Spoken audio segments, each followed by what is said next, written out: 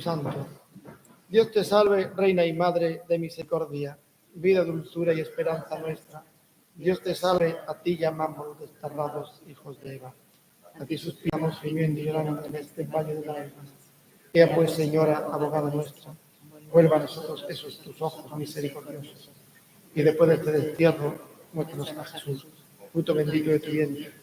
Oh clementísima, oh piadosa, oh dulce siempre Virgen María, ruega por nosotros, Santa Madre de Dios, para que seamos dignos de alcanzar las promesas de Dios Jesucristo. Amén. María, tú ni asiento la sabiduría, ruega por nosotros.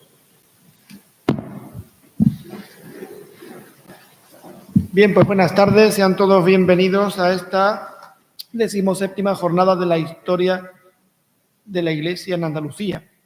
Les doy la bienvenida de parte del señor decano presidente, que por motivo de enfermedad de su madre, una intervención quirúrgica, no ha podido presidir, como era su deseo, esta apertura de las jornadas. En primer lugar, que agradecer a don Manuel Martín Riego, que tantos años ha estado al frente, y en su último año también de la cátedra, bueno, tantos años, no solo desde la facultad, sino toda la trayectoria en el Centro de Estudios Teológicos, que sería ingente con todas sus aportaciones, publicaciones, esmero, su trabajo en el archivo, tantísimas y tantísimas cosas que no acabaríamos, y todavía lo que le queda por hacer en esta casa, ¿no? Agradecerle muchísimo lo que ha llevado a cabo, al tiempo que también damos la bienvenida a don Leonardo Ruiz, que se va a hacer cargo de esta tarea a partir de ahora, que sabemos que también la hará con gran provecho. Su trayectoria como docente y su trayectoria científica están también de sobra consolidada, como la de don Manuel Martín Riego, y bueno, sabemos que el futuro tiene una prometedora esperanza y que realmente va a seguir al mismo nivel que se estaba haciendo hasta ahora, y sabemos que será estupendo, ¿no? Será un buen trabajo el que se va a realizar, ¿no? Y bueno, pues sin más dilación le doy la palabra a doña Isabel González Ferrín para que ella presente precisamente a don Leonardo, que es el primer ponente de estas jornadas, ¿no? Buenas tardes. Para mí es un honor esta tarde presentarles a don José Leonardo Ruiz Sánchez, aunque me consta... Repito. Para mí es un honor presentar esta tarde a don José Leonardo Ruiz Sánchez, aunque me consta que prácticamente todos los presentes lo conocen también muy bien. Don José Leonardo Ruiz Sánchez es catedrático de Historia Contemporánea de la Universidad de Sevilla, universidad en la que realizó sus estudios de licenciatura, se doctoró en 1993 con su tesis Política e Iglesia durante la Restauración, la Liga Católica de Sevilla en 1901-1923, que fue Premio Archivo Hispalense de la Diputación Provincial de Sevilla en la edición de 1994 y también fue publicada por dicha institución. Es docente en la Universidad de Sevilla desde 1988, profesor invitado en la Facultad de Teología San Isidoro de Sevilla, en la que imparte Historia de la Iglesia Contemporánea. Su actividad investigadora tiene 3 líneas fundamentales de actuación. La primera de ellas se ha centrado en el estudio de la participación de los católicos sevillanos en la vida pública durante la Restauración alfonsina, dictadura de Primo de Rivera y Segunda República. Además de su tesis doctoral más arriba citada, tiene cerca de medio centenar de artículos sobre la materia y merecen reseñarse, simplemente por destacar, pues la historia de la Iglesia de Sevilla en colaboración en 1992, Prensa y Propaganda Católica, 1832-1963, que la publicó en el 2002. El Beato Marcelo Spínola y Maestre, 1835-1906, en el 2002. En el año 2021 publicó el libro Mártires de la Persecución Religiosa en la Archidiócesis de Sevilla, 1936, editada por la Archidiócesis de Sevilla y patrocinada por la Real Maestranza de Caballería de Sevilla, habiendo sido director de la Comisión de Peritos en Historia y Archivos de la causa de los mártires del siglo XX del Arzobispado de Sevilla y de la misma comisión en la Diócesis de Jaén. Es miembro fundador y secretario de la Cátedra Beato Marcelo Spínola de Historia de la Iglesia en Andalucía, que edita desde el año 2008 el Anuario de Historia de la Iglesia Andaluza, siendo desde octubre del 2023 el director de dicha cátedra y del Anuario de Historia de la Iglesia Andaluza. Una segunda línea de investigación se refiere a los estudios sobre el fenómeno masónico y antemasónico español y andaluz. Entre ellas citamos las publicaciones La masonería en la prensa católica, que publicó en 1997, o La Iglesia y la masonería en España, a través del archivo de la Nunciatura de Madrid, 1875-1899, que publicó en el año 2007. Es miembro del Centro de Estudios Históricos de la Masonería Española, con sede en la Universidad de Zaragoza, desde 1987 y en la actualidad vicepresidente de su directiva. Por último, dada su vinculación por nacimiento con la provincia de Almería, es autor de varios libros y numerosos artículos sobre esta provincia y participa en distintos proyectos de historia local, habiendo sido fundador del Centro Virgitano de Estudios Históricos del Ayuntamiento de Berja, en Almería, y centro asociado al Instituto de Estudios Almerienses. En conjunto, sus publicaciones suman una veintena de libros y capítulos de libros, más de 50 artículos publicados en distintas revistas científicas y una participación en más de una treintena de congresos y reuniones científicas. El doctor Ruiz Sánchez también se ha destacado por la participación en seminarios científicos, entre los que sobresalen los que organiza a través del Seminario de Historia de la Iglesia, que dirige en su departamento desde el año 2000. Dentro de su actividad investigadora y académica, destacamos que también forma parte de distintos grupos y proyectos I+D de la Universidad de Sevilla y del Alcalá de Henares, así como de la Junta de Andalucía.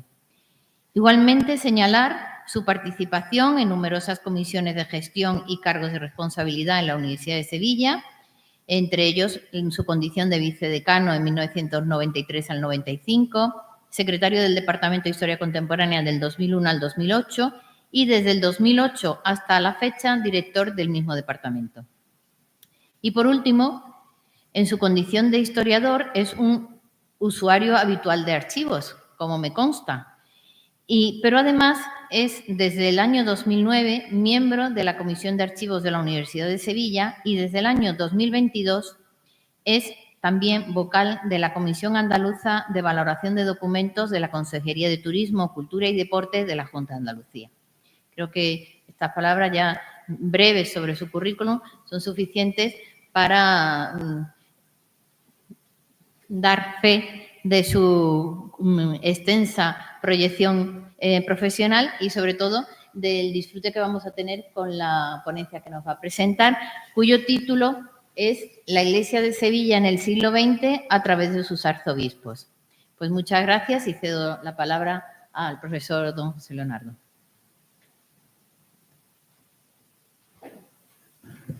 Muy bien, muchas gracias a ambos por la presentación.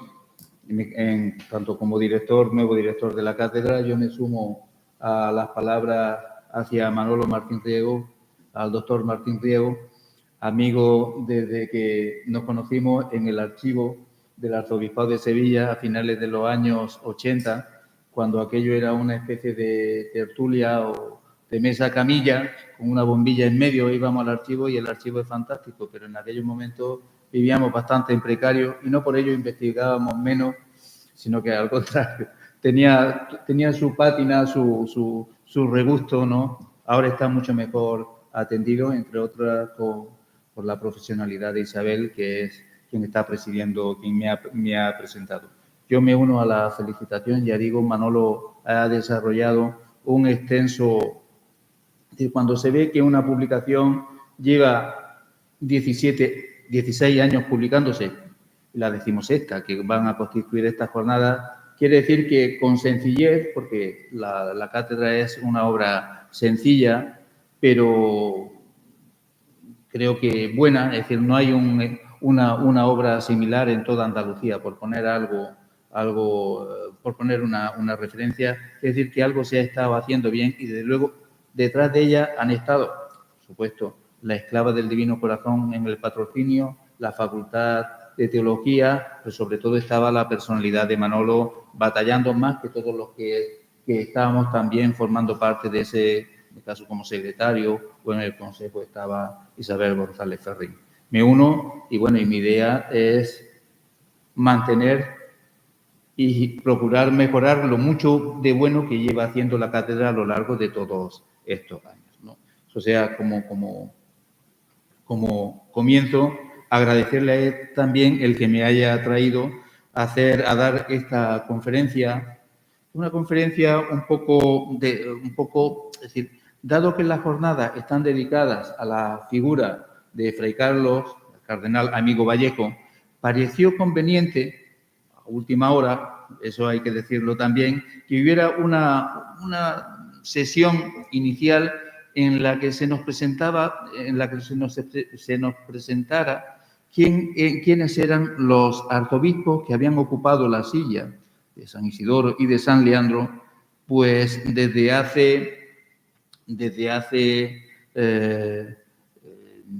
desde comienzos del siglo XX, ¿no? Ver un poco cómo había sido esa figura, a qué se había dedicado, etcétera, dar una serie de información sobre ello, y eso es lo que voy a tratar de hacer en una intervención que espero que no dure más de 45 minutos, es decir, para que ustedes tengan esa visión hasta donde llegue. Lo pienso hacer así. Los restantes se lo van a encontrar en la publicación cuando salga el anual. Pero bueno, vamos a intentar ver quiénes son, como digo, esas personalidades, y nada mejor que presentarles pues los 5 arzobispos y cardenales que precedieron a don Carlos, ¿no?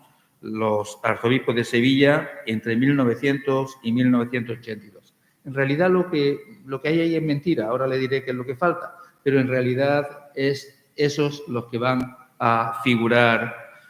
Todos ellos, como vemos, son 2 castellanos, caso de Enrique Almaraz, la persona más desconocida de entre los arzobispos de Sevilla, y que era de Salamanca, y bueno, don Pedro Segura, que esa sí es reconocida por todos los sevillanos y por todo el país, su figura, don Pedro Segura, que era burgalés. Hay un navarro, don Eustaquio Ilundain y Esteban, que es de referencia, la personalidad que le va a tocar gobernar la Iglesia en un momento bastante turbulento como es la Segunda República y la Guerra Civil, porque en realidad la Guerra Civil en Sevilla ha concluido cuando él muere el día 10 de agosto del año 37. Hay un aragonés, que es el predecesor de don Carlos, José María Bueno Monreal, y un andaluz, vamos a decirlo así, el beato Marcelo Espínola y Maestre, el único beatificado de todos los arzobispos de Sevilla, y el beato Marcelo Espínola. Él nace en San Fernando, Cádiz, pero si apuramos y decimos en verdad, deberíamos de decir que él no es propiamente gaditano. Él se consideraba sevillano. Si hacemos un poco de historia, la provincia la hemos creado en 1833, o sea que poco se había consolidado la provincia de Cádiz cuando nace Marcelo Espínola. Él, ya digo, en algunos escritos que publica, estando en la sede malacitana, él confesaba que él siempre se había sentido sevillano porque casi todos los hechos más importantes de su vida tuvieron lugar en Sevilla. Es decir, aquí es donde estudia, aquí es donde es ordenado, aquí es donde es consagrado como obispo auxiliar en primer lugar, ¿no? Ya digo, son esos 5. Si vemos, esto lo sabemos, todos sabemos que tradicionalmente los que llegan a la silla de Sevilla llegan después de un largo periplo. Es decir, aquí no, como se conocían antes las parroquias, esto que los que estamos aquí conocemos ese hecho,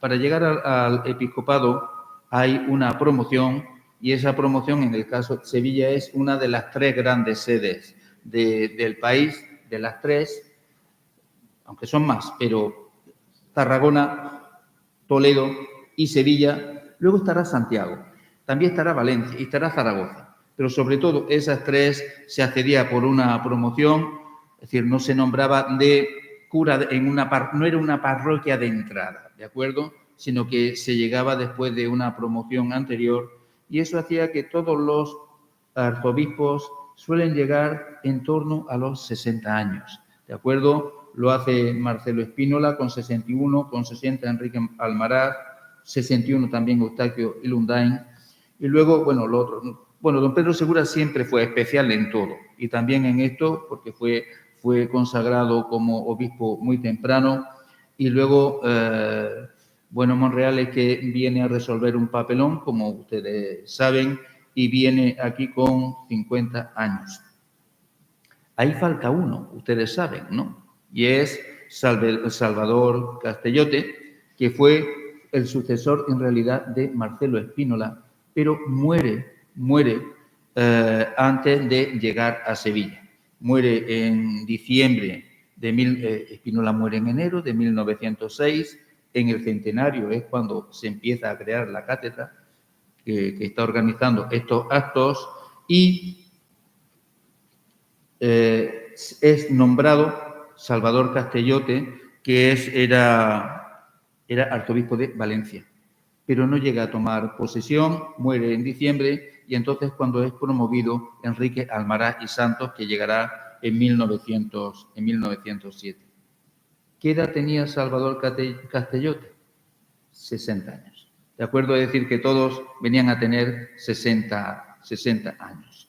Claro, hemos dicho que llegaban aquí después de hacer un periplo, es decir, que la silla de Sevilla no la ocupaba alguien, la silla de Sevilla, por poner un ejemplo, ni es Guadix, ni es Coria, ni es Jaca, sino esos serían los momentos para empezar a promover, ¿no? Casi todos han ocupado distintas sedes. El caso de Espínola, que es el más conocido por todos, estuvo en Coria y estuvo en Málaga y antes había sido arzobispo auxiliar en la propia Sevilla. Almaraz tiene un largo pontificado en Palencia, un pontificado muy bonito, y ya veremos lo que se parece a los proyectos que desarrolla Espínola aquí, lo está desarrollando él al mismo tiempo en Palencia. Solamente estuvo ahí.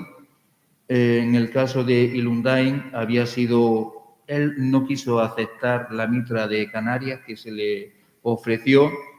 Fue obispo de Orense durante 16 años. El que más ocupó, sin lugar a dudas, y muy tempranamente, es don Pedro Segura, como auxiliar de Valladolid, obispo de Coria, como Marcelo Espínola, luego de Burgos, luego de Toledo y luego de Sevilla, ¿no?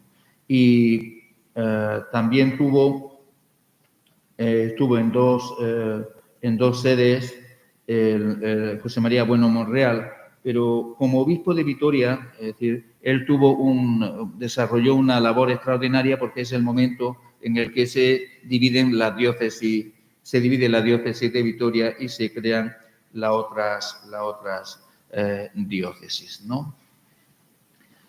Si andamos un poco más en este cuadro, es decir, cuando ellos llegan a la silla de Sevilla, ellos tienen una larga trayectoria ordenados como sacerdotes, ¿de acuerdo?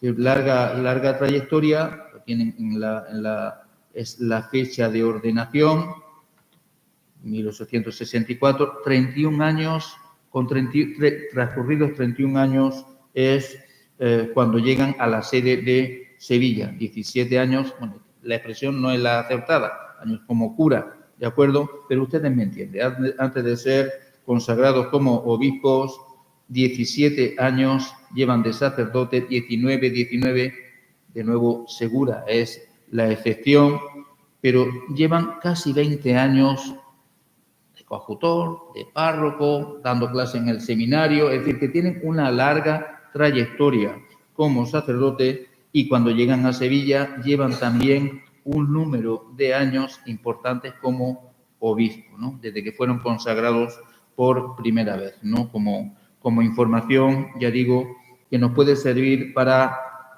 ubicar a todos ellos, ¿no? Bueno, son pontificados, a ver si no me he perdido yo en la diapositiva, no, me he perdido, sí. Bueno, antes de pasarla, son pontificados que podemos decir que son largos. ¿Por qué digo que son largos? Aunque en el caso de Marcelo Spínola solamente está en la sede de Sevilla 10 años, digo, todos ellos van a morir, bueno, con una edad, 70 y tantos años, más o menos, y demás, pero ellos están, bueno, 10, 13, 16 años en la sede de Sevilla. Si nos vamos al siglo XIX, los predecesores de Marcelo Spínola, los predecesores son, por orden, en primer lugar, Saníforés. Saníforés tuvo 5 años solamente al frente de la sede de Sevilla. El anterior es Fray Ceferino González, que está en 2 temporadas, en 2 tiempos.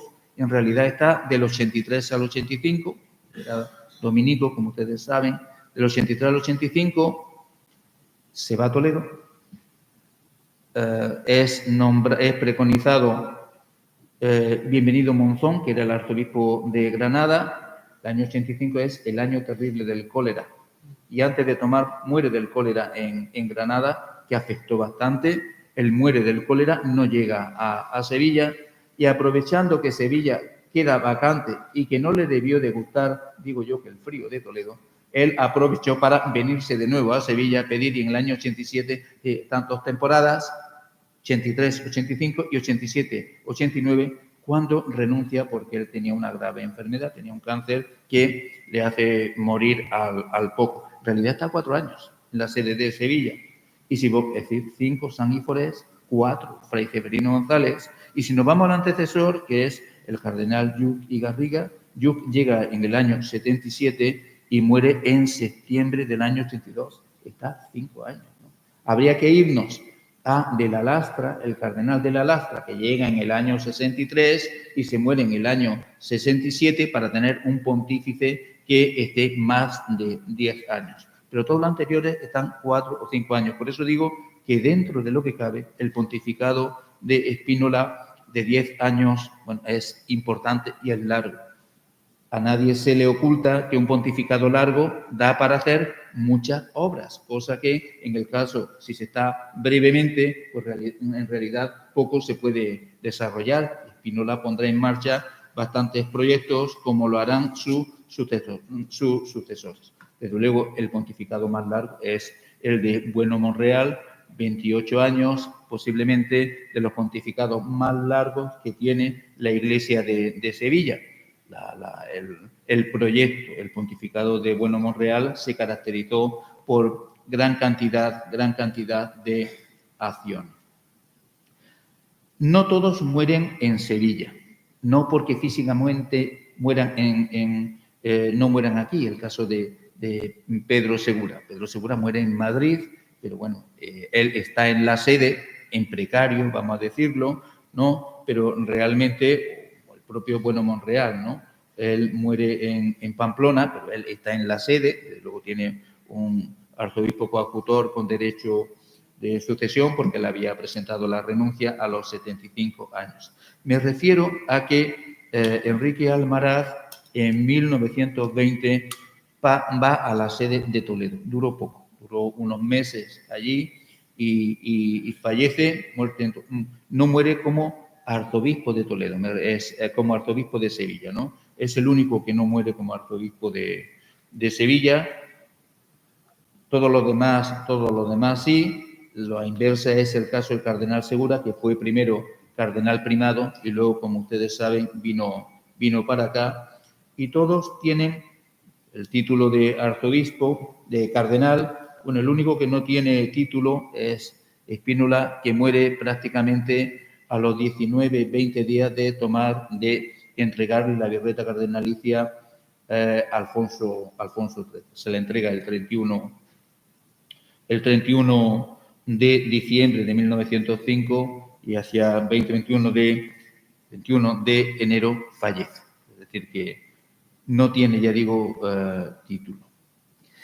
Los familiares, sociológicamente, Todos, bueno, son gente sencilla, Ricardo Almaraz, su padre son maestro, estudia en Salamanca, Eustaquio y Lundain, bueno, pues su familia también son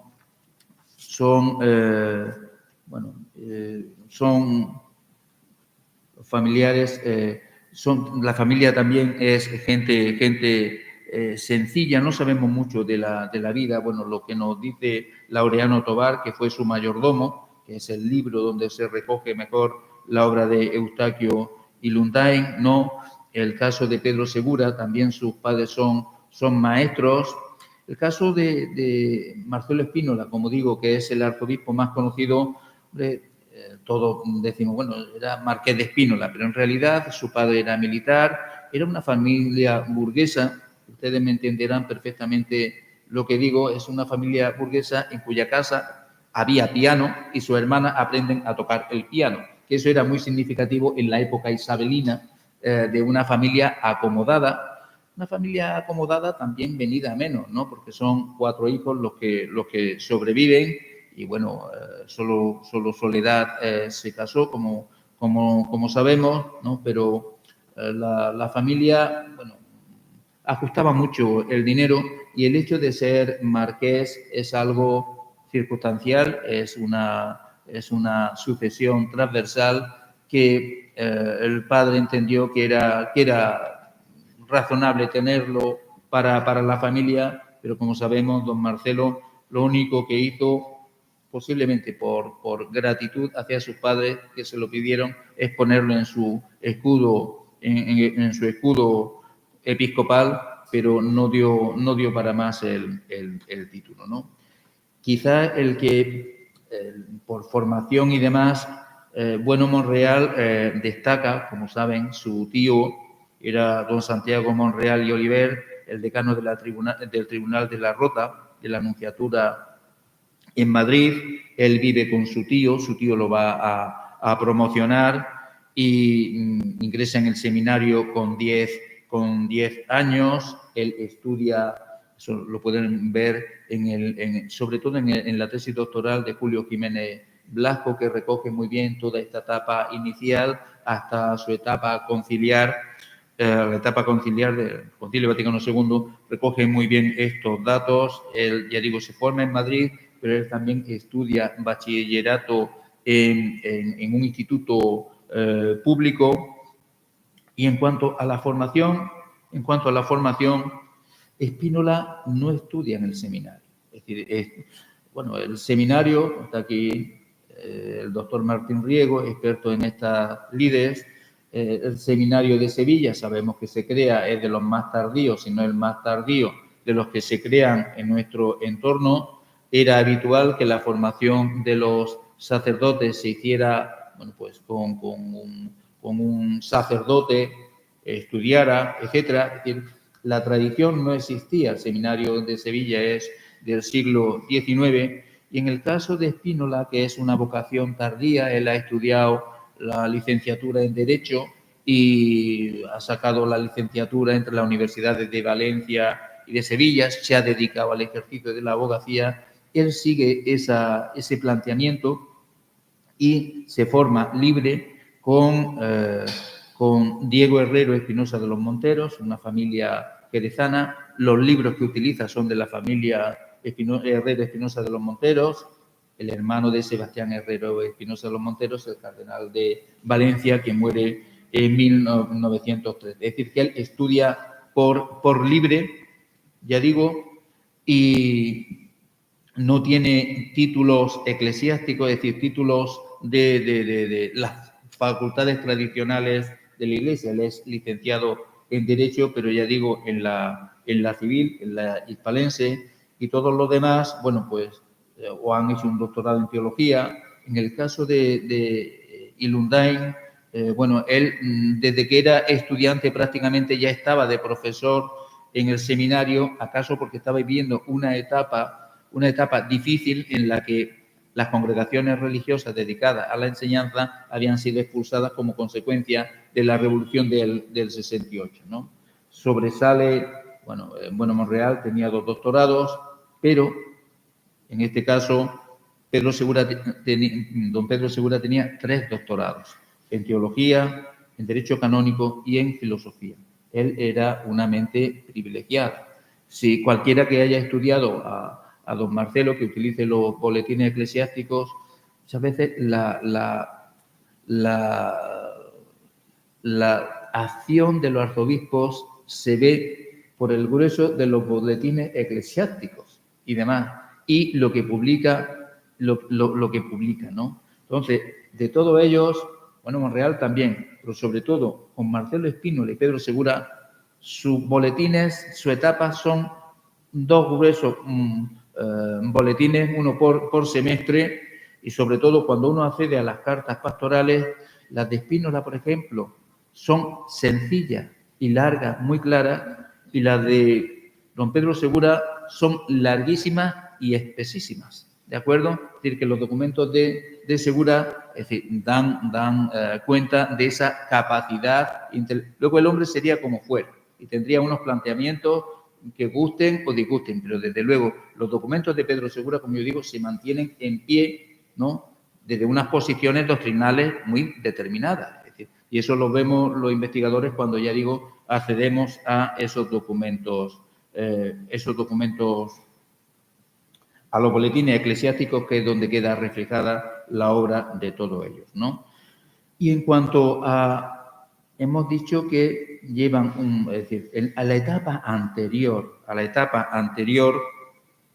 a ser preconizados, al ser consagrados como obispos, bueno, vemos que casi todos han tenido en cierta medida algo de acción pastoral, de cura de almas, que es bastante importante en un prelado para luego tener que aconsejar o para dirigir, para llevar una sede eclesiástica, ¿no? Bueno, Monreal, en realidad, su vida está condicionada también por la guerra civil, ¿no? Él, ya digo, estuvo cerca de la Rota con su tío, estudia en Madrid, en el seminario de Madrid, está de fiscal en el tribunal, es doctoral en Madrid, le coge la guerra, es toda una peripecia muy bien descrita por Julio Jiménez Blasco, ¿no? Cómo se refugia en una embajada, sale al exterior, luego regresa a la zona nacional, él le coge la guerra en Madrid, y solo tiene una etapa de párroco en Munébrega, en Aragón. También fue párroco Pedro Segura, pero en realidad, bueno, es que su etapa como dedicado a la cura de alma antes de ser obispo auxiliar, como sabemos, fue muy breve. Fueron solamente 10 años. Eustaquio Ilundain, en realidad, se dedicó sobre todo a gestión curial, a los cabildos de Ciudad Real, de Segovia, etcétera. Y en el caso, bueno, también le ocurre a Almaraz, el caso de Espínola, insisto que ustedes lo conocen también, el es capellán en Sanlúcar de Barrameda, en la Merced, está en San Lorenzo, viene en el año 71, y a partir del año 79 es canónigo de gracia, y por la labor que desempeñaba como teniente del vicario general, dedicado sobre todo a cubrir aquello que el cardenal Llull no podía hacer, que era la visita pastoral, es nombrado obispo auxiliar. Bueno, más o menos, ya digo que con eso tienen ustedes una idea así amplia de cómo eran estos prelados, distintos en su formación, distintos en sus orígenes, ¿no? Pero ya digo, básicamente, hay dos, ninguno es religioso, cosa que en el siglo XIX Lluc era carmelita, Fray Ceferino González era dominico, como ustedes saben. No son ninguno de ellos son religiosos, pero sí es verdad que Eustaquio Ilundain estuvo en el noviciado o estuvo con los carmelitas, y si no recuerdo mal, Pedro Segura también estuvo en el Colegio de los Escolapios de San Pedro de Cardeña, pero no fue escolapio, como sabemos. Ninguno fue religioso, sino que fueron sacerdotes diocesanos. Vamos a hacer una descripción, un recorrido un poco por las principales obras de cada uno de ellos, ¿no? El más conocido, creo que lo he dicho ya 4 o 5 veces, ¿no? Es Spínola, es el que tiene una mayor bibliografía sobre él. Está el libro de Javier, aparte de lo que hayan publicado La Esclava del Divino Corazón, que es la congregación que es cofundador con Celia Méndez, ¿no? Madre Teresa. Aparte de la obra de Javier Rey, bueno, y lo que pueda existir en la obra de Carlos Ros, también hizo una pequeña biografía, bueno, pero hay 2 tesis doctorales sobre la figura de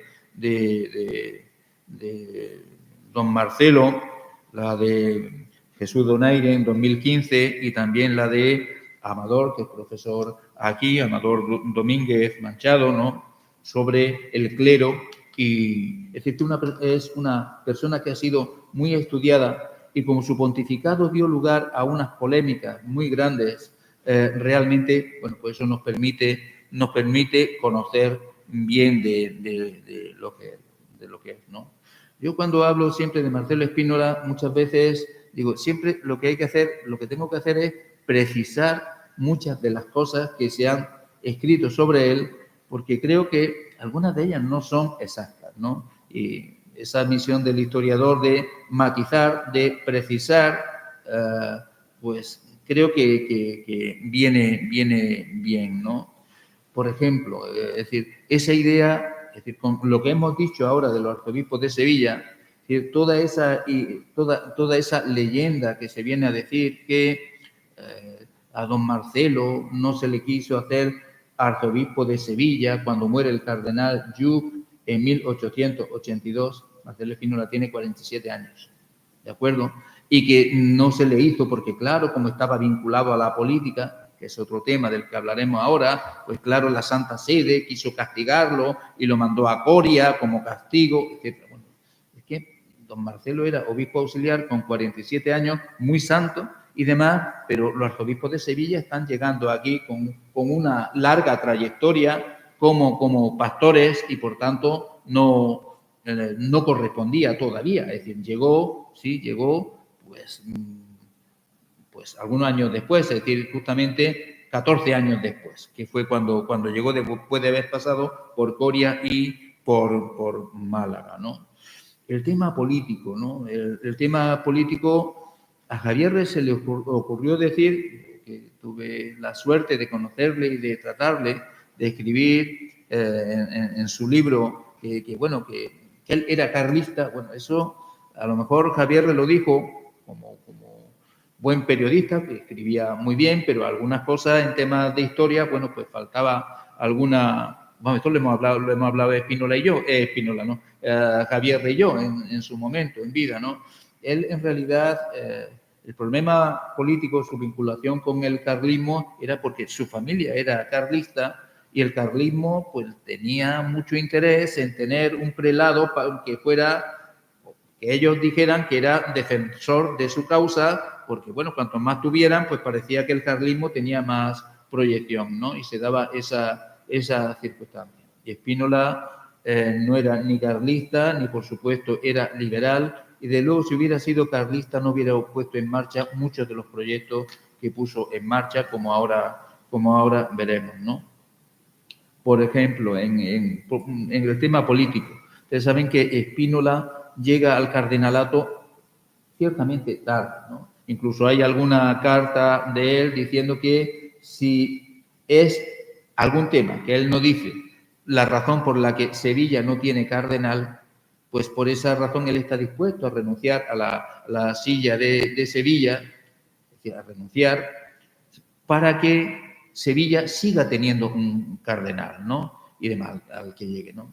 Spínola no sabía, pero esta documentación se conserva en el propio archivo en el archivo de la causa de beatificación de Marcelo Spínola, lo tiene la esclava, ¿no? Le tiene que aclarar el ministro de Justicia, de Gracia y Justicia, que el problema no es un problema de si es político o no es político. La silla de Sevilla va a tener cardenal. Es un problema de cupo en el cónclave, en el colegio cardenalicio.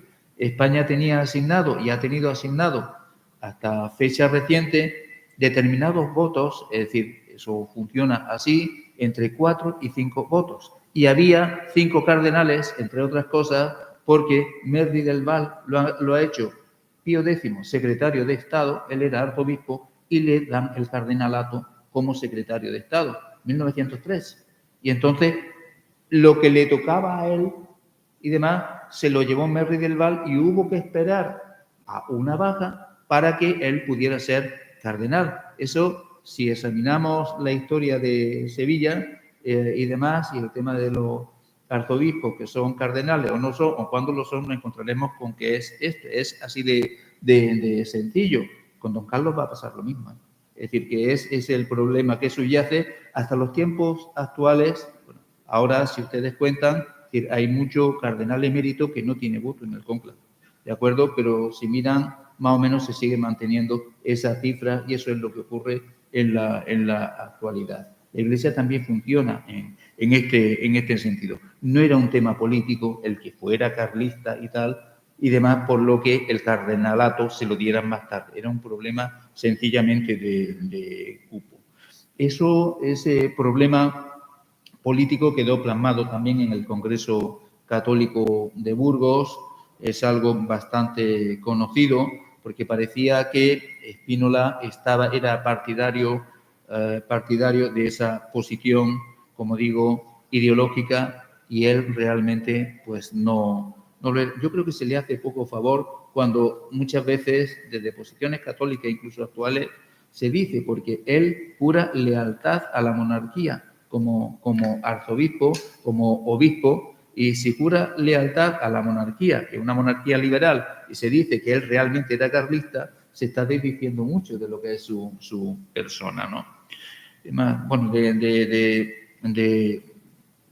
él se puede hablar muchísimo, pero es una persona, ya digo, con una trayectoria bien conocida, el fundador de la Esclava en Coria Cáceres, una congregación con muchas dificultades al principio y que es a partir de su instalación en Málaga cuando realmente va a afirmarse y va a florecer la preocupación de Spínola por la formación de los sacerdotes es una realidad, es decir, la facultad, es decir, la Universidad Pontificia se establece en tiempo de Spínola, luego sería suprimida durante la Segunda República, el hecho de la sequía de 1905 en aquel calor asfixiante, Spínola pidiendo por las calles, entrando incluso en el centro republicano, ¿no? en el centro de Sevilla, es algo muy conocido, las crónicas están publicadas en el Boletín Diocesano y realmente es una labor extraordinaria la que él viene a desarrollar, ¿no? Hay una labor de Spínola que es bastante importante. Ahí se ha señalado el que yo haya hecho mi tesis doctoral precisamente sobre esta labor de Spínola, ese movimiento católico, ¿no? Es decir, cómo ganar, es decir, movimiento católico es un proyecto de León XIII, como de Pío XI y Pío XII será la acción católica, ¿de acuerdo? O la nueva evangelización que estamos viendo en la actualidad, es decir, cómo actúa la Iglesia para recuperar una sociedad que se le ha ido, es decir, que la está abandonando, ¿no? Como estaba ocurriendo a lo largo del siglo XIX. Ese proyecto que impulsa León XIII es lo que conocemos como movimiento católico, es el conjunto de obras para atraer a la sociedad civil hacia posiciones de la Iglesia en un triple o cuádruple plan, no es el más importante, pero sino en lo que queda reducido, por un lado, en la enseñanza católica, pero sobre todo es el impulso a la prensa católica, el impulso a las obras económico-sociales, los círculos católicos de obreros, los círculos católicos, luego los sindicatos católicos, etcétera, y la participación también en política, esa incipiente democracia, proyecto de democracia cristiana, que en el caso de Sevilla se llamó Liga Católica. Bueno, la obra ustedes la conocen, los estatutos de la Liga Católica, bueno, pues ustedes leen cuando van por las calles de Sevilla, del centro, cerca del actual oratorio de San Felipe Neri, la figura de Manuel Rojas Marcos, y ustedes no saben que fue diputado posiblemente de la Liga Católica, de ese movimiento católico y demás, para llevar a los centros de decisión política, de decisión político-administrativa, a católicos, como dicen los estatutos de la Liga Católica, que piensen y sientan como católicos, porque muchos, sí, bajo la condición de católicos, cuando llegaban al puesto político, se olvidaban de esa condición, ¿no? Y en este caso, Manuel Rojas Marcos fue diputado en 1918 por Sevilla, en 1919 fue vicepresidente del Congreso de los Diputados, diputado por Marchena, ¿de acuerdo? Pero también hubo concejales y también hubo diputados provinciales y diputados provinciales. En la parte política, ¿no? Es el germen de esa democracia cristiana que luego se canalizaría en los años 30 hacia Acción Nacional, Acción Popular, lo que es la CEDA, que es de ideología demócrata cristiana, ¿no? El movimiento propagandístico en torno al Correo de Andalucía, que nace en 1899.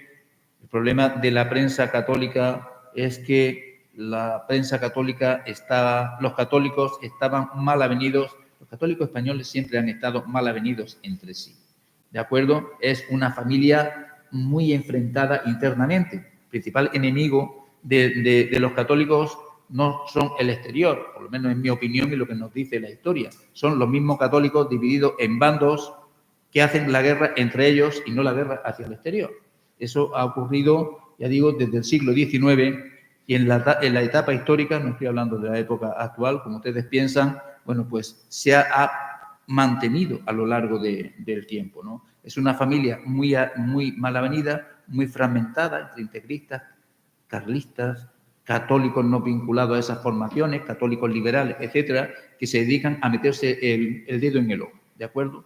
En la prensa era donde se reproducían esas polémicas y Spínola cree que para fomentar esa unión de los católicos y presentar un proyecto frente a los males que están viniendo, la revolución, era necesario tener pues un vocero, un periódico, y ese periódico, que queda en el ámbito de Sevilla, comenzó siendo el Correo de Andalucía.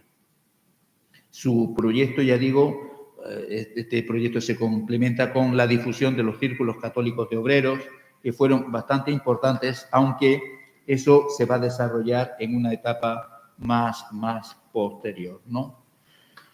Su sucesor fue Enrique, en estas pinceladas que estamos dando de algunos de ellos. Enrique Almaraz Santos, como he dicho, es un personaje bastante desconocido. A mí un alumno hace un año se empeñó en que yo escribiera algo en el libro que se ha escrito sobre el centenario de la coronación de la pastora de Capuchinos. Hay un artículo mío sobre Almaraz que es un lugar insospechado, ¿no? Almaraz no tiene una buena biografía y este alumno mío, ya digo, porque perseveró, insistió y me dio la lata, al final le dije, sí, lo voy a hacer, te lo voy a hacer, más que nada por todo lo que ha insistido. Es quizá sin soberbia, pero sí con claridad, tomando de aquí y de allí la mejor síntesis que podemos tener. Ya digo, no es una biografía completa, pero sí del cardenal Almaraz, que yo conozco bien esa parte que hice en mi tesis doctoral. Y ya digo, de Almaraz tenemos ahora más información. Ya digo, él es una persona que ya en Palencia desarrolló una extraordinaria labor. Él tiene dos mentores, 2003. Dos mentores importantes en su vida. En primer lugar, el primer obispo de Madrid, que lo era de Salamanca, Narciso Martínez Izquierdo, es el primer obispo de Madrid, que luego sería asesinado, y el sustituto, que es el cardenal Sancha y Hervás. Él es un gran colaborador de Sancha y Hervás cuando ocupa la sede de Madrid, pero estando en Madrid hace amistad con alguien de la Nunciatura, Santiago de la Chiesa, que es el futuro Benedicto XV. O sea, él tenía amistad con el Papa. De hecho, los dos van a morir, vamos, es una coincidencia. Bueno, una coincidencia, es decir, es una realidad. Mueren el mismo día de 1922, ¿de acuerdo? Y bueno, él tiene una relación estrecha a lo largo de toda su vida con el futuro Papa, que es Papa desde el año 14, cuando él está aquí. Bueno, el arreglo parroquial, la visita pastoral, los concursos para parroquias que ha estudiado Manolo, los ejercicios del clero, la formación, etcétera, etcétera. En realidad, Almará y Santos es el gran continuador de la obra de Spínola en todo lo que es la proyección social, con unos modelos distintos, es decir, esa Liga Católica va a existir, el Correo de Andalucía va a seguir existiendo, pero quien dota de una administración eficaz a partir de 1907 al Correo es Almaraz. Almaraz, en su pontificado, a él se le plantea y él lo impulsa, es decir, todo lo relacionado con el Día de la Prensa Católica que hemos podido conocer en nuestra juventud, que se celebraba el día 29 de junio, como proyecto, es un proyecto sevillano que se termina difundiendo a nivel mundial. Se pone en marcha en 1916, en 1918 ya se celebra en todo el país y fuera del país como cuestación para el sostenimiento de la prensa católica en todos los países del mundo. Él es quien va a impulsar, Sevilla es modelo del periodismo católico a principios del siglo XX, él es quien impulsa la primera prensa asociada, la primera agencia católica de noticias en España para que no tuviera que depender de otra agencia con otros intereses, con otros determinados planteamientos, ¿no? Y en su etapa se va a llevar a cabo, digo por sintetizar y no alargar mucho, porque esto es conocido en un momento determinado, cuando se publique el trabajo lo podrán ver, va a impulsar el sindicalismo católico, las cooperativas católico-agrarias, etc. Yo creo que todos los de aquí han ido al Rocío, supongo, ¿no? Y demás. Y todos habrán pasado por La Palma y Bollullos del Condado y habrán visto esos inmensos viñedos. Lo que no sabe la gente es que eso es un proyecto, es decir, un proyecto católico de parcelación que se lleva a cabo a partir de 1918 de un sindicato católico en Bollullos, sobre todo en Bollullos, en donde se cogen dos grandes fincas de más de 1000 fanegas de tierra de secano y se transforman, se parcelan, se entregan, es decir, primero se alquilan con opción a compra, se parcelan en parcelas de 1 hectárea que se distribuyen entre agricultores, incluso aquellos que no tienen capacidad para comprarla, para adquirirla, se sortean a la gente pobre y promueven todo ese movimiento vitivinícola en esa zona que es anterior, pero eso lo hace en medio de una de esas haciendas. Yo he visto fotos y demás, hay una imagen del Sagrado Corazón de Jesús, porque ya digo, fue el famoso sindicato católico agrario de Bollullos. Él realmente, como digo, está impulsando todo este movimiento y, por poner un ejemplo de la variedad de obras de acción social, como se decía en la época que había, dentro del Sagrado Corazón de Jesús, que estaba en la sede del Correo de Andalucía, había cajas de socorros, bolsa de trabajo, escuela, es decir, esta acción social que es muy desconocida, bolsa de trabajo, escuela de adultos, secretariado popular, es decir, información legal para las personas, cooperativas de consumo, colonias obreras para hacer casas baratas, esos grandes proyectos. Y una de las cosas, por no referir mucho más, una de las grandes obras que va a... Es decir, Almaraz cree que elementos importantes para movilizar a los católicos son, por ejemplo, las coronaciones. Y por esa razón él lleva a cabo alguna de ellas, la Virgen de los Milagros, la del Rocío del Monte, es decir, estos movimientos extraordinarios, la movilización en actividades de esta naturaleza son importantes para mostrar la presencia de los católicos en la sociedad y, de hecho, ya digo, aparte de estas coronaciones, por ejemplo, en todo a él le coge el problema de la ley del candado de Canalejas y él, como manifestación en contra de la medida, contra las congregaciones religiosas, él hace grandes eventos que diríamos ahora bien en el santuario del Loreto, por ejemplo, peregrinaciones al Utrera, al Loreto, y en Jerez también se hace otra peregrinación, es decir, movilizar a los católicos para que tuvieran, ya digo, para que mantuvieran ese pulso dentro de la sociedad civil. Bueno, él pertenece a la Real Academia de la Historia, etcétera, y demás. Ya digo, en este recorrido rápido que estamos haciendo sobre estos prelados, ¿no? De Eustaquio y Lundain, bueno, Eustaquio y Lundain, lo más importante de él fue el gran temple que tuvo en las circunstancias adversas en las que vivió.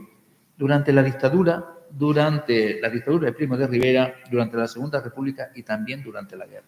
La parte que le tocó a él vivir. Y digo en la dictadura porque él, a pesar de la dictadura, consiguió llevarse bien con las autoridades, pero sobre todo con mucho temple consiguió solucionar un grave problema que dejó Almaraz. Estamos en la época de la Exposición Iberoamericana. Almaraz había llegado a un acuerdo para enajenar San Telmo. Es decir, sabemos que se ceden los jardines. Bueno, eso fue lo que hizo Ilundain. Se cede, no se vende y demás. Almaraz entiende que el seminario no puede estar en San Telmo porque no reúne condiciones para que los seminaristas estén allí, y llega a un acuerdo con el ayuntamiento y con el comisario de la exposición para enajenar San Telmo, pidiendo todos los permisos, enajenar San Telmo, entregar una parte para la exposición iberoamericana e incluso el ayuntamiento. Entonces había una identidad entre la exposición y el ayuntamiento, pudiera incluso instalar pabellones dentro del propio San Telmo o que hiciera lo que quisiera, a cambio de una cantidad económica y, sobre todo, la creación de un gran seminario en la zona de Ciudad Jardín. Eso era un acuerdo cuasi verbal y demás, pero que el ayuntamiento había aceptado, se habían pedido los permisos y a Almaraz se le había dado autorización para que hiciera lo que fuera más conveniente, pero claro, aquello disgustaba mucho y Ilundain, que no tenía esa capacidad de Almaraz, se da cuenta de que el proyecto que se ofrece de seminario no es el adecuado y tiene que ir rehaciendo sin molestar absolutamente a nadie, ¿no? Esa tarea, que es una tarea que dura varios años, no se zanja hasta el año 25-26, que es cuando se va a abrir para los de la frontera, el entorno de la universidad, donde hemos aparcado los coches en otros tiempos. Esa ordenación, ya digo, él demostró tener mucho temple a la hora de abordar eso. En todo lo relacionado con la exposición iberoamericana, él con las autoridades se llevó bien, incluso puso su criterio, ¿no? Él, por ejemplo, cuando Cruz Conde le dice que tiene que bendecir el inicio de la exposición, le dice que sí, pero la exposición debe de cumplir con determinadas cuestiones, por ejemplo, ¿no? Entonces, la cuestión, temas de moral, es decir, le obligó a Cruz Conde a que cerrara los prostíbulos de la ciudad y demás, y que no hubiera más, etcétera, etcétera, ¿no? Decía Cruz Conde que es la única persona a la que él se había doblegado de todos los que habían estado, es decir, que una persona con carácter y con firmeza, ¿no? Y luego en la exposición iberoamericana es poco conocido cómo él plantea la exposición, es decir, él como proyecto evangelizador.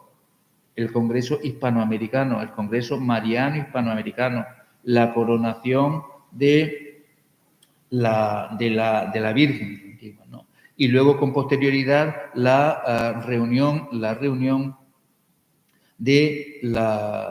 el Congreso Provincial o la reunión provincial de eucarístico, ¿no? Que es el último, ¿no? A Jesús a través de María. Era como él lo venía a hacer, lo planteaba en la época, es decir, que es un proyecto, ya digo, de catequesis que hace, aparte de impulsar las misiones y demás. Le toca vivir la Segunda República con mucho temple, es el momento en el que es expulsado Pedro Segura, y él, junto con Vidal y Barraquer, el cardenal arzobispo de Tarragona, mantienen el pulso, es decir, no son intransigentes o no se muestran como intransigentes, sino que lo primero que hacen es aceptar la nueva realidad republicana del país, aunque luego esa realidad republicana va a aprobar determinadas normas contrarias a la Iglesia. La primera es acabar con la dotación de culto y clero, con lo cual va a tener que buscar el remedio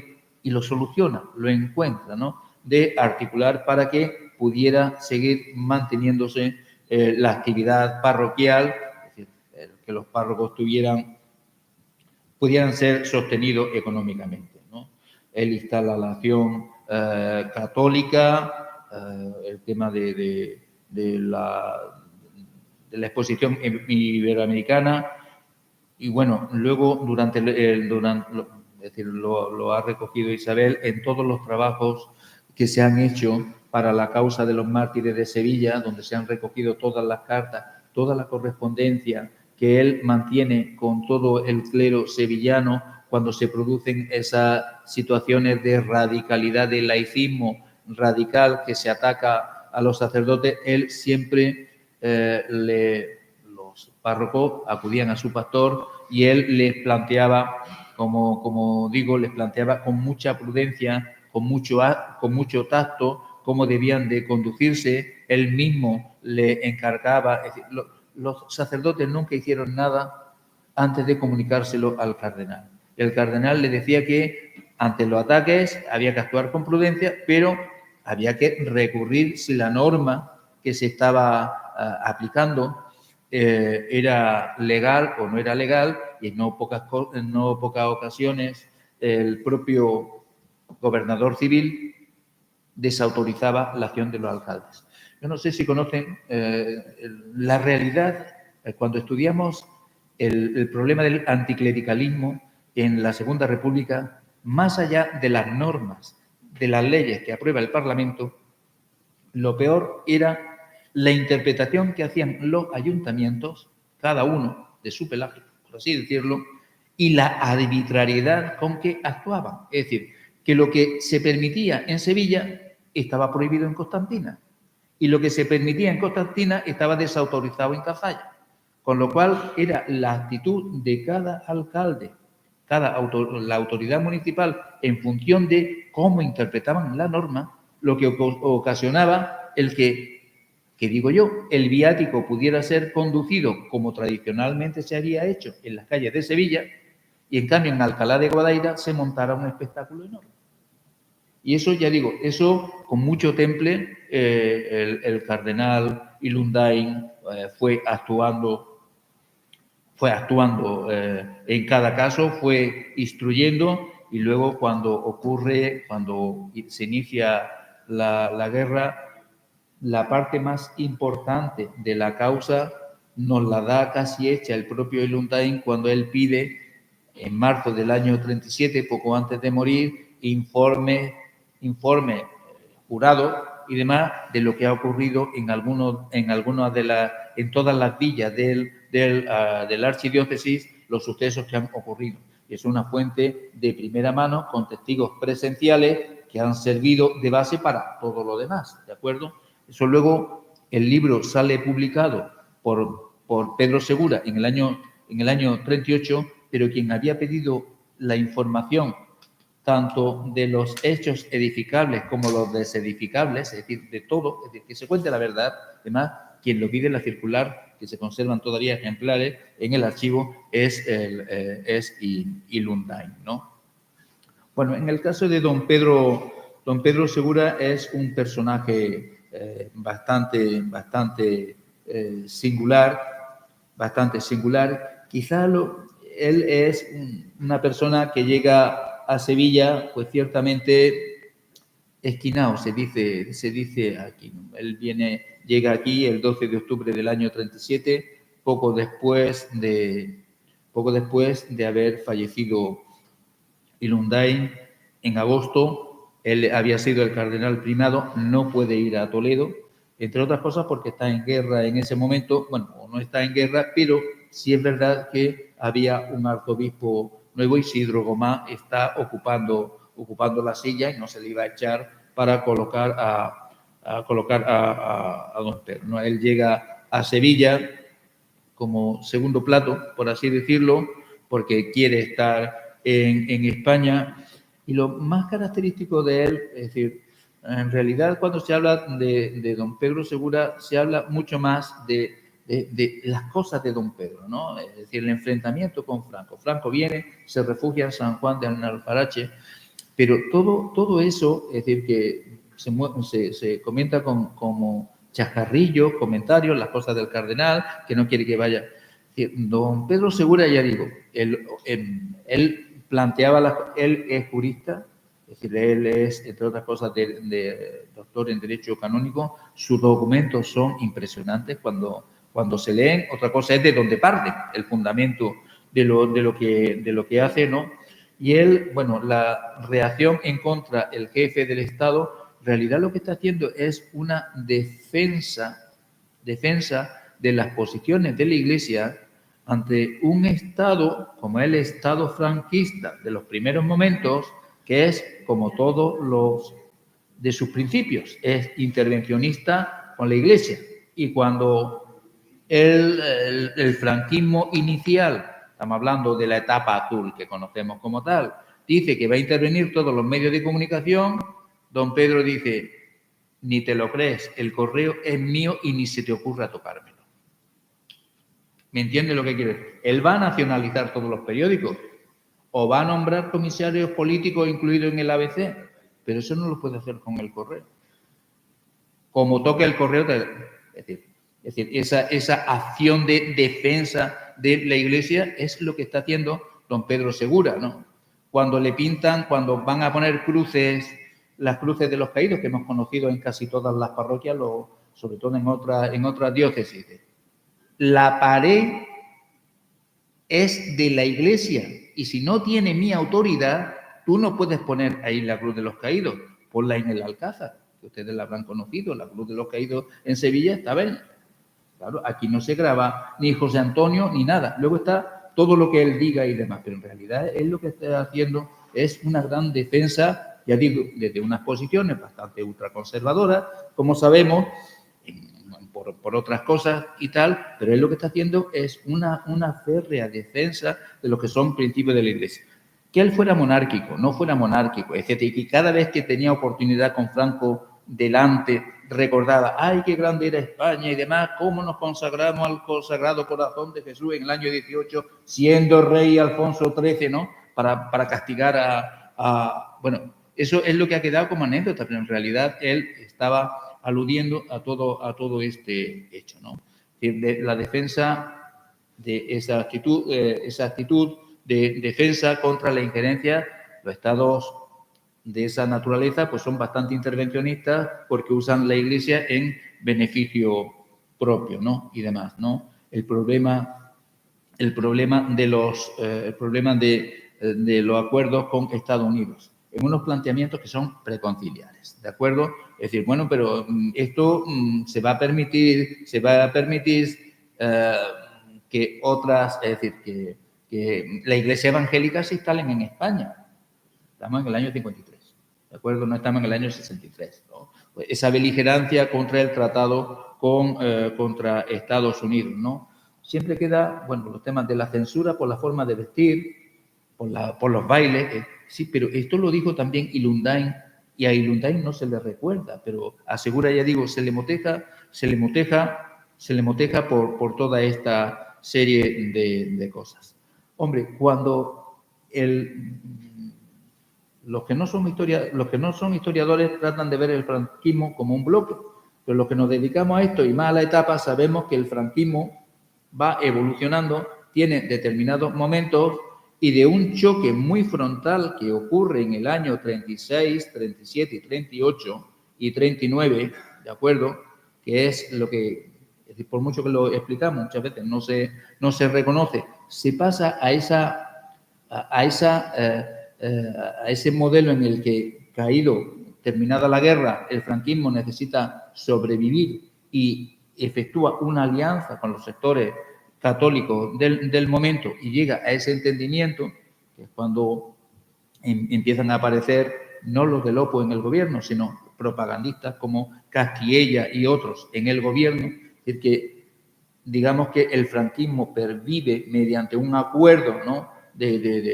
A partir de 1945, claro, Segura ahí ya rayaba, como se dice ahora, ¿no?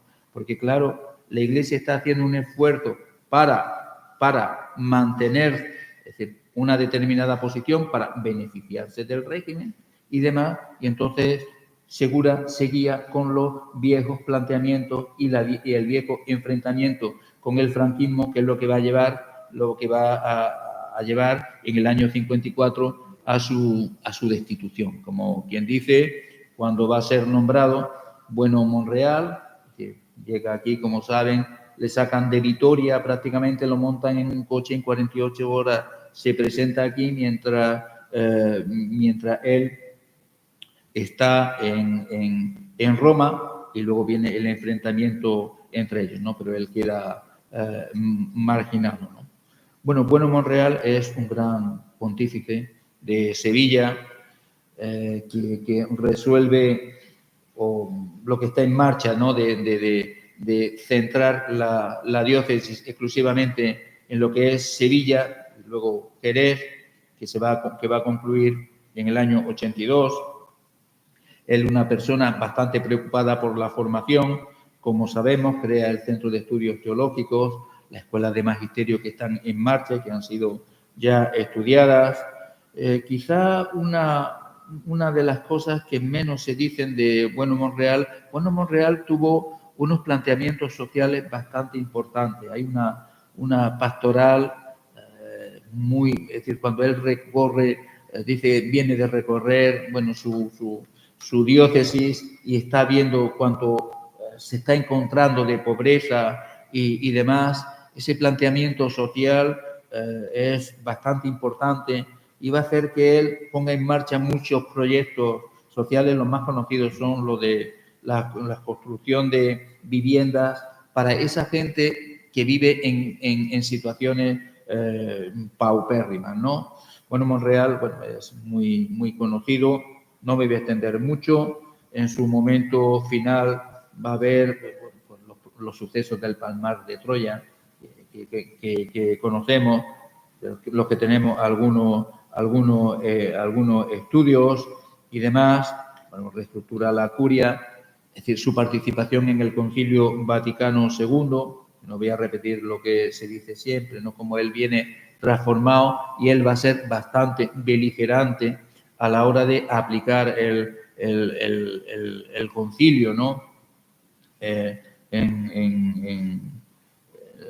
Plantear, ya digo, el aplicar el concilio con, bueno, la celebración del Sínodo Bispalense, la reestructuración de la curia para adaptarlo a esa realidad.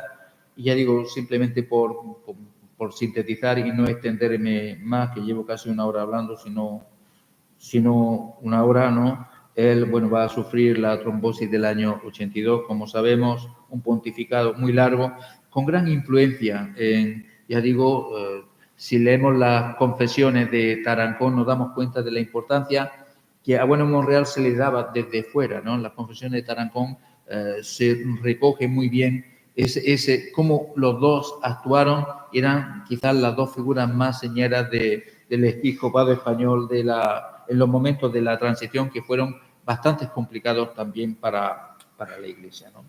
Bueno, si tuviéramos que resumir un poco con ello trato de concluir, así un poco, que los prelados sevillanos, es decir, la preocupación por el clero es una obligación, pero cada uno lo plasma de una manera distinta. En todos ellos nos encontramos esa preocupación por una formación buena del clero.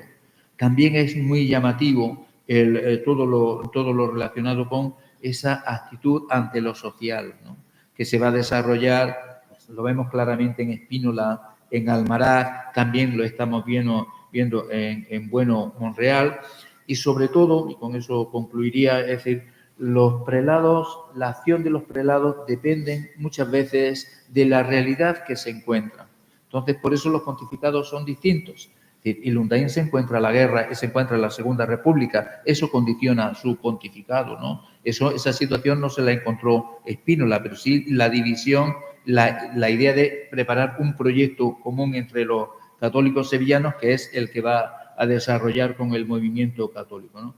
En todo ello lo que sí vemos es un compromiso con la realidad que le toca administrar, que toca dirigir, en este caso Sevilla, y ante esa Sevilla tan cambiante, ellos actúan o responden según lo que se le impulsa en gran medida desde Roma, desde el Papa, ¿no? Ellos no vienen, aunque vienen con cierta edad, no vienen a no hacer nada, a esperar la muerte, sino que con 60 años, que en aquellos tiempos era una persona mayor, ellos ponen en marcha muchos proyectos, es decir, que son beligerantes, son activos, ya digo, para reconducir a esa archidiócesis, a esos diocesanos que se le han encargado en razón de su nombramiento como arzobispo de Sevilla.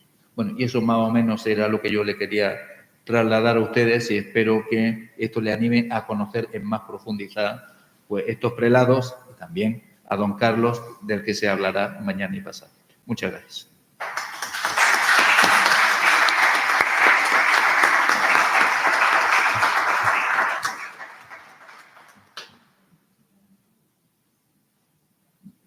Oye, si tienen ustedes que formular alguna cuestión al ponente, también tenemos un poquito de tiempo para hacerlo. Algo que ha suscitado su interés. Se ha hablado de muchas cosas, se ha repasado todo el último década y media del siglo XIX y todo el siglo XX, o sea que casi todo. Muy por encima. De acuerdo. Si alguien quiere saber algo o preguntar alguna cuestión específica, ya digo, es el momento. Si yo la sé, también es.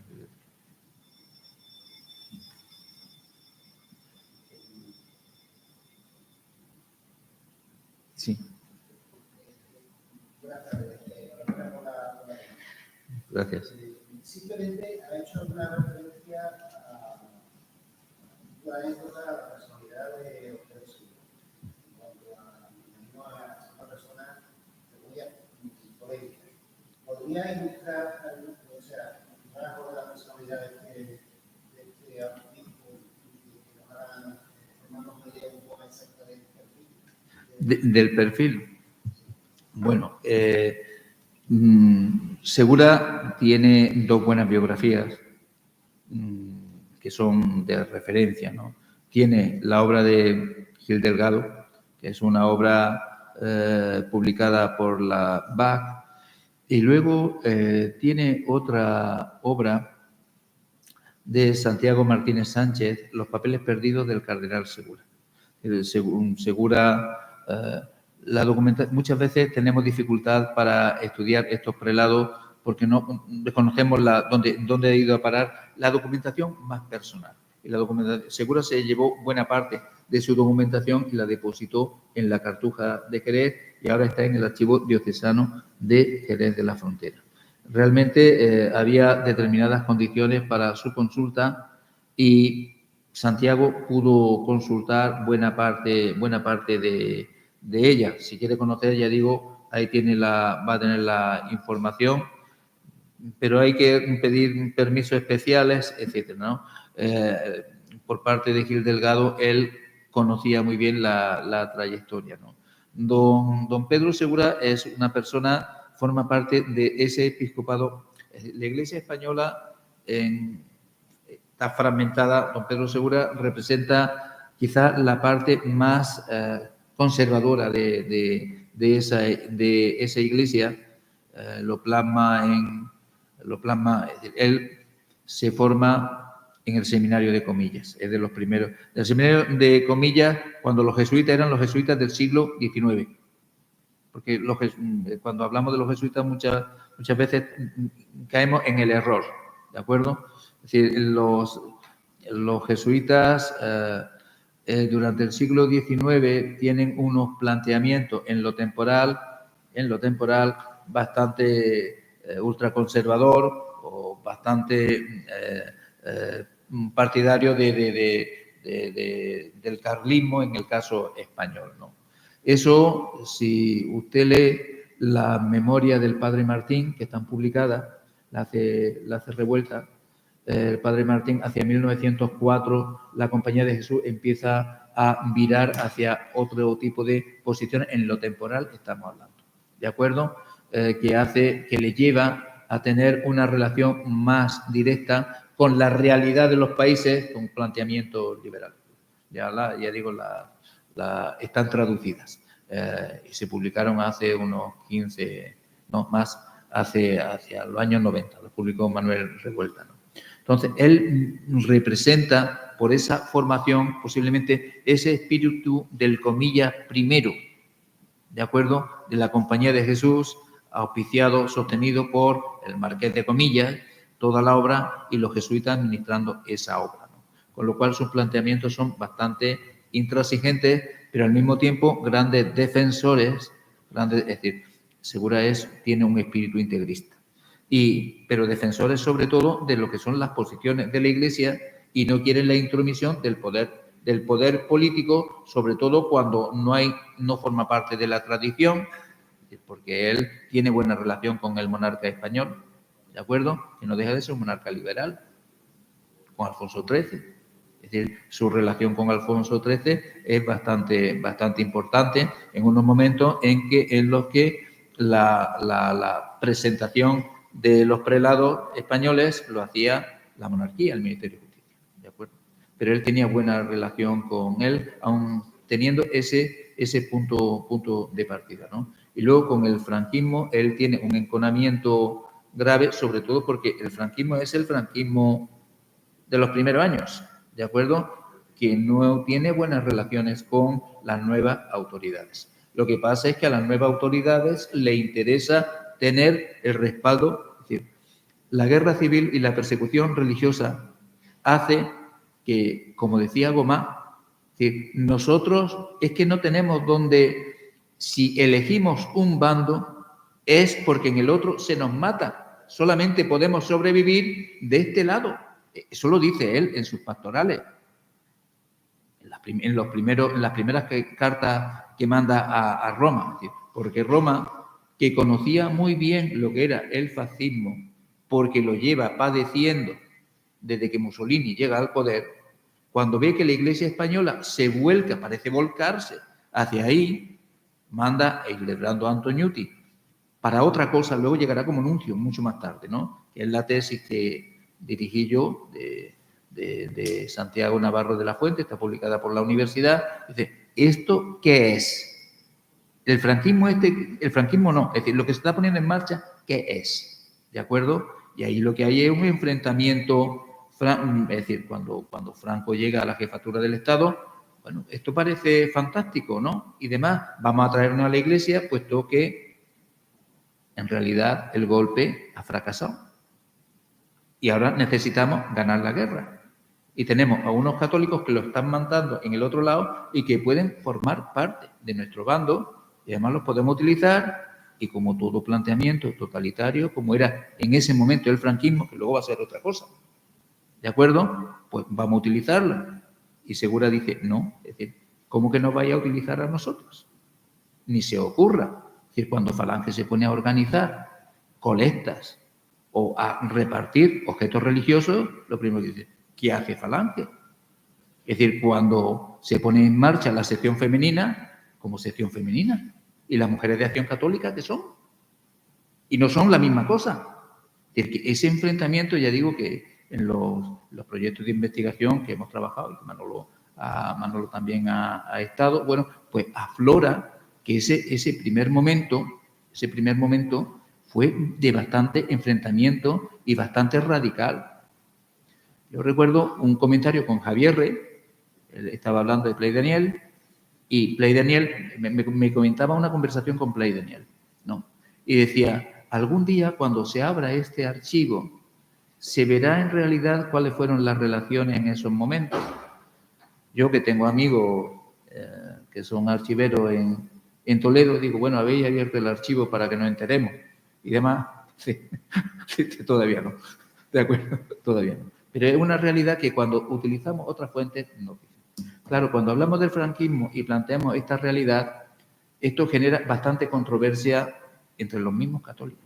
Bueno, pero es que hay que entender que el franquismo es distinto según los momentos y Franco tenía una cosa clara, como todo aquel que llega al poder, y no quiero mencionar a nadie, mantenerse en el poder. Y si la situación va cambiando, yo me voy adaptando a la situación. Y si ahora me tengo que vestir de azul, soy azul, y si luego me tengo que vestir de lo que sea, me vestiré de lo que sea. Pero yo seguiré en el poder. Es lo que va a ocurrir antes del 45, después del 45, y luego en los años 60, que yo tengo que ser democracia, pues democracia orgánica. Eso no es ofender a nadie, sino sencillamente contar la historia del país de una manera serena y contar. ¿Vale? Entonces, Segura representa un perfil de esa iglesia que no quiere ser intervenida por el franquismo, aunque aquí se moteja, ¿no?, las cosas del cardenal, no, las cosas del cardenal no. El cardenal sabía muy bien lo que estaba haciendo.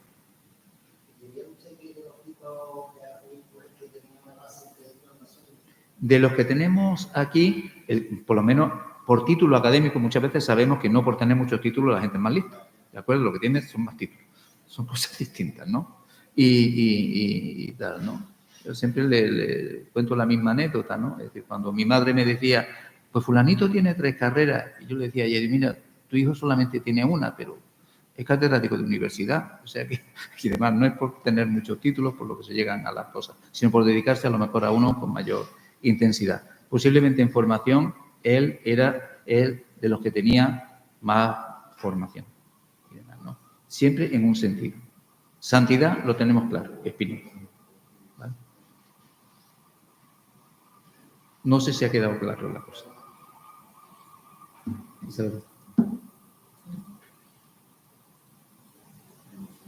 ¿Alguna cuestión más?